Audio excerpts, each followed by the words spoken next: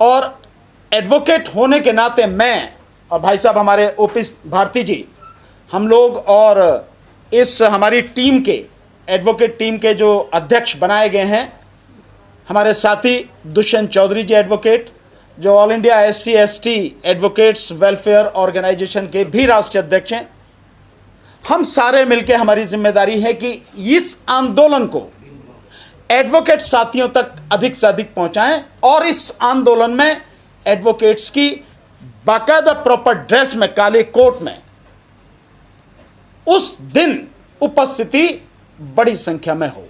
मैं इसके लिए आपको थोड़ा सा और बता दूं, मैं और भाई साहब ओमी जी, ओपी भारती जी हमारे भाई साहब, हम लोगों ने बाकायदा 30 हजारी कोर्ट में, कड़कड़डूमा कोर्ट में, रोहिणी कोर्ट में, उस दिन हाई कोर्ट में भी हम लोगों ने लगातार इसके सिलसिले में साथियों से बात की है, उन तक मैसेज पहुंचाया, उनको इस आंदोलन में हिस्सा लेने के लिए हम लोगों ने तैयार किया है। और इसके अलावा एक दिन मैं गौतम बुद्ध नगर कोर्ट में होकर आया, स्वयं लोगों से बात की, चैम्बर तक गया साथियों के, फिर एक दिन मैं गाजियाबाद गया और कल मैं मुजफ्फरनगर कोर्ट में होकर मंत्री को, गृह मंत्री को, लॉ मिनिस्टर को, इन सारे संसदीय कार्य मंत्री को, उनको सबको जो लेटर दिए गए हैं, SC कमीशन को जो मिला गया है, इन सबको कहा गया कि कल ये मत कहना कि आपने हमें बताया क्यों नहीं, कल आप ये शिकायत नहीं करना कि यार पहले हमसे तो आके मिल लेते, करना तो हम ही को है।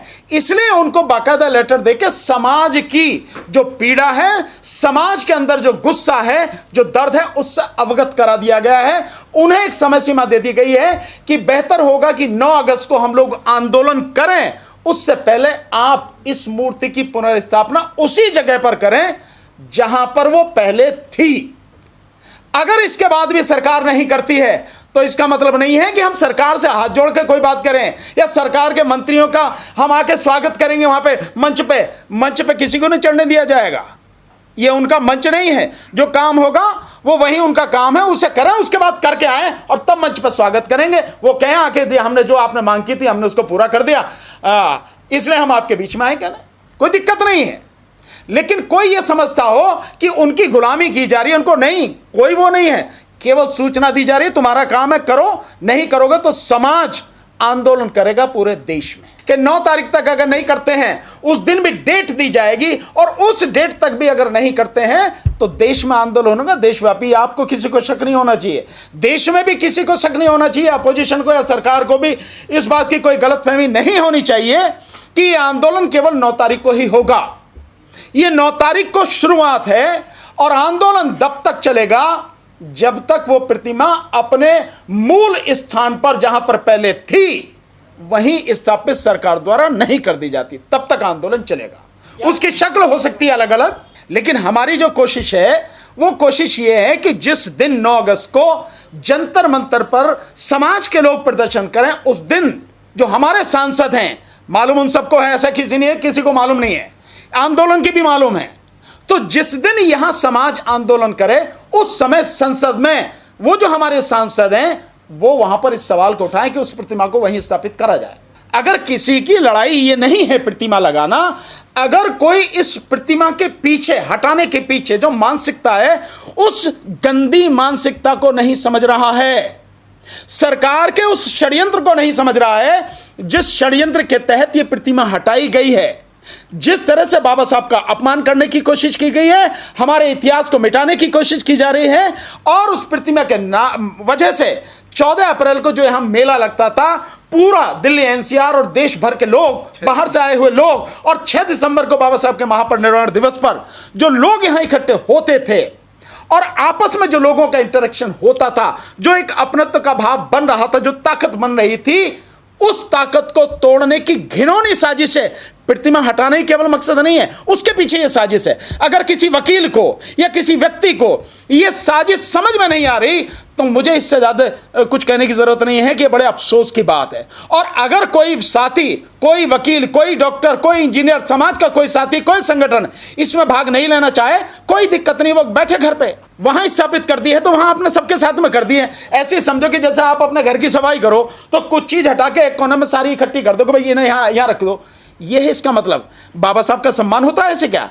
बाबा साहब का सम्मान था, वो किसी के बाप की नहीं थी, किसी की बपौती नहीं थी, जो प्रतिमा लगी थी वो आंदोलन करने के बाद जेल भरो आंदोलन हुए, लोग जेल गए, और हमारे नेता बीपी मौर्य साहब के नेतृत्व में जो संघर्ष हुआ, पूरे समाज ने अपने पैसे से वो प्रतिमा लगवाई थी, किसी जागीर नहीं वो नहीं। निश्चित रूप से जब वक्त आएगा तो उनका बायकॉट करेंगे, जिम्मेदारी उनकी है, लेकिन जिम्मेदारी आपकी भी है, जिम्मेदारी मेरी भी है। अगर वो अपनी जिम्मेदारी नहीं निभा रहे या कोई अपनी जिम्मेदारी नहीं निभा रहा तो इसका मतलब ये थोड़ी है कि हम भी अपनी जिम्मेदारी ना निभाएं। मत निभाएं, उसका सही समय पे इलाज करेंगे। ये मालूम है हमें कि वाकई में पहली जिम्मेदारी उन्हीं की है, क्योंकि वो इसीलिए तो भेजे गए समाज का जो उसका संरक्षण करें। पर अगर वो अपनी जिम्मेदारी नहीं निभा रहे, हम उन्हें याद दिलाने की कोशिश करें, फिर भी याद नहीं आ रहा तो कोई बात नहीं, हम लड़ेंगे, हम संघर्ष करेंगे। अगर वो नहीं कर रहे हैं तो इस बार वोट ले लेंगे हमसे। वो भाई समाज ने वोट उन्हें दिया कि आपको इसलिए वोट दे रहे हैं कि जो सरकार लगातार समाज पर अत्याचार कर रही है, SC ST OBC माइनॉरिटी पर, जो धर्म और जाति के नाम पर लोगों को बांट रही हैं, उनकी जिंदगी जहन्नुम बना दी है, देश का बेड़ा गर्क कर दिया है, उनके खिलाफ संविधान को बचाने के लिए, आरक्षण को बचाने के लिए हम आपको वोट दे रहे हैं। कोई दिक्कत नहीं, समाज ने अपना फर्ज निभाया, अपनी जिम्मेदारी निभाई। लेकिन अगर वो नेता अपनी जिम्मेदारी नहीं निभाएंगे तो क्या जरूरी हमने ठेका ले रखा कि अगली बार हम उन्हें वोट देंगे? चुनाव तो आ रहे हैं अभी 3 महीने बाद, जो चुनाव होंगे 3-4 राज्यों में, उसके बाद में आपके दिल्ली में चुनाव होंगे, फिर उसके बाद में बिहार में चुनाव होंगे, और फिर मतलब सभी जगह। तो इसमें कहां की कौन सी बात है? 2027 दूर थोड़ी है, 2.5 साल बाद 2027 भी आएगा और साथ में पंजाब भी आएगा, उत्तर प्रदेश पंजाब दोनों साथ में। तो हमने कोई कसम थोड़े ना खाली कि इन्हीं को वोट देंगे या उनकी पूछ पकड़ ली हमने। क्यों फायदा क्यों नहीं है? कौन कहता वो संसद नहीं है? उसका गेट उसी के सामने है, कैसे नहीं है?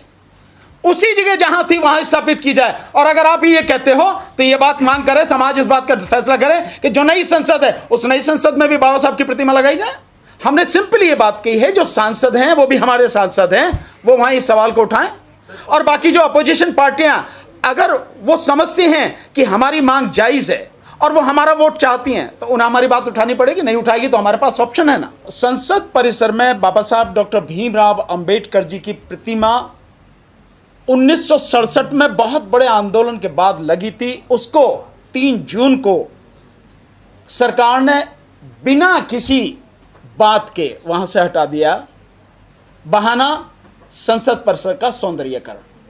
उस प्रतिमा से खूबसूरती बढ़ रही थी, उसमें कहीं कोई कमी नहीं आ रही थी, लेकिन यह बहाना है। तो अब इसमें बहुत सारे संगठन, सैकड़ों की संख्या में संगठन इस आंदोलन से जुड़ चुके हैं। और एडवोकेट होने के नाते मैं और भाई साहब हमारे ओपी भारती जी, हम लोग और इस हमारी टीम के, एडवोकेट टीम के जो अध्यक्ष बनाए गए हैं, हमारे साथी दुष्यंत चौधरी जी एडवोकेट, जो all India SC ST advocates welfare organisation के भी राष्ट्रीय अध्यक्ष हैं। हम सारे मिलकर, हमारी जिम्मेदारी है कि इस आंदोलन को एडवोकेट साथियों तक अधिक से अधिक पहुंचाएं और इस आंदोलन में एडवोकेट्स की बाकायदा प्रॉपर ड्रेस में, काले कोट में उस दिन उपस्थिति बड़ी संख्या में हो। मैं इसके लिए आपको थोड़ा सा और बता दूं, मैं और भाई साहब ओमी जी, ओपी भारती जी हमारे भाई साहब, हम लोगों ने बाकायदा 30 हजारी कोर्ट में, कड़कड़डूमा कोर्ट में, रोहिणी कोर्ट में, उस दिन हाई कोर्ट में भी हम लोगों ने लगातार इसके सिलसिले में साथियों से बात की है, उन तक मैसेज पहुंचाया, उनको इस आंदोलन में हिस्सा लेने के लिए हम लोगों ने तैयार किया है। और इसके अलावा एक दिन मैं गौतम बुद्ध नगर कोर्ट में होकर आया, स्वयं लोगों से बात की, चैम्बर तक गया साथियों के। फिर एक दिन मैं गाजियाबाद गया और कल मैं मुजफ्फरनगर कोर्ट में होकर आया हूं। और फिर उसके साथ साथ ही मेरठ बार में, वहाँ बहुत बड़ी संख्या में हमारे साथी एडवोकेट दोनों बार में इकट्ठे हुए, वहाँ भी मैं होकर लगातार आया हूँ। वहाँ से बहुत बड़ी संख्या में लोग आएंगे। और कल मैं बुलंदशहर और हापुड़ भी जा रहा हूँ अपने एडवोकेट साथियों से। तो हम लगातार कोशिश कर रहे हैं कि इस संख्या में, इसमें बड़ी संख्या में लोग भाग लें।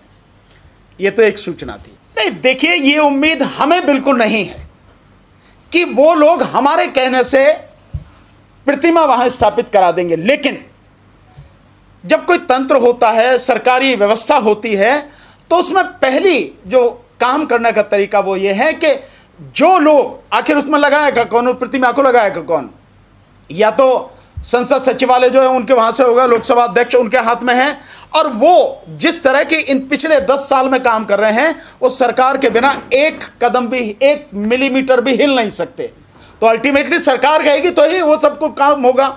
इसलिए ये औपचारिकता है कि सरकार को सूचित करना